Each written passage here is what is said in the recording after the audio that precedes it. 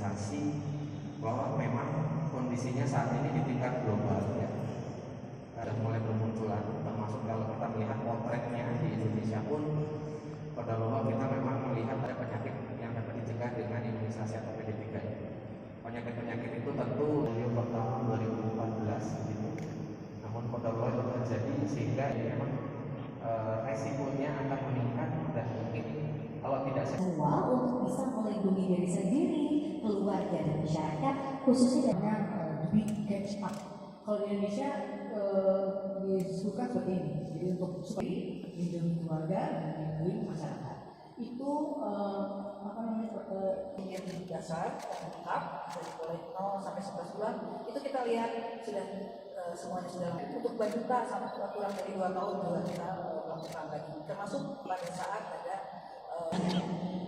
jadi kalau kita bicara terkait imunisasi tentunya kita sebetulnya tahu bahwa belum semuanya kita berbicara, kita tidak pernah memprioritaskan satu tempat untuk mendapatkan perhatian yang sama di 20 kabupaten kota. Kita harus melakukan peningkatan dari persentase imunisasi. Jadi tidak prioritas kecuali kalau pada saat kita temukan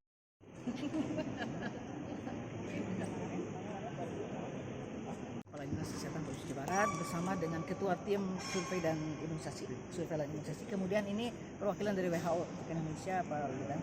Jadi hari ini kita bekerjasama dengan Japri Provinsi Jawa Barat melakukan satu talk show terkait dengan Pekan Imunisasi Dunia (PID). Ya, jadi Pekan Imunisasi Dunia ini memang dilakukan atau diikuti oleh hampir 180 negara ya di dunia, yang biasanya puncaknya itu pada minggu ke-4 April. Tapi untuk Indonesia dilakukan pada 5-10 dan Jawa Barat nanti tanggal 13. Temanya sebetulnya kalau dunia itu tadi kalau kita lihat the big catch up gitu ya. Jadi bagaimana kita bisa merangkul masyarakat melakukan imunisasi yang seoptimal mungkin agar herd imunisasinya tercapai. Nah, untuk Indonesia temanya berbeda. Jadi ayo lindungi diri sendiri, keluarga dan masyarakat dengan imunisasi lengkap. Kenapa? Karena saat ini imunisasi kita memang belum semuanya terimunisasi ya. Sekarang kalau kita lihat sekitar 86% untuk imunisasi ke-1, kedua juga masih belum udah tinggi tapi belum 100%, belum 95%, dan booster masih kecil, sehingga kita untuk imunisasi itu, untuk vaksinasi itu ditingkatkan. Kemudian untuk imunisasi kita juga sudah mempunyai jadwal kan untuk anak-anak tuh 0 sampai 11 bulan, sampai 2 bulan, sampai 5 tahun dan sebagainya. Itu harus diikuti. Kalau yang bolong-bolong kita lakukan imunisasi tambahan atau kejar. Jadi semua program pemerintah terkait dengan imunisasi harus kita laksanakan, harus kita dukung ya. Dan pemerintah Provinsi Jawa Barat siap untuk melakukan koordinasi secara pentahelik dengan berbagai lintas sektoral, lintas program, termasuk dengan WHO. Jadi itu yang kita inginkan agar dengan PID ini imunisasi anak-anak di Indonesia itu khususnya di Jawa Barat itu dapat setinggi mungkin target yang tercapainya. Mungkin dari saya sekian, ada tambahan dari Bu, seberapa penting itu Bu imunisasi ini?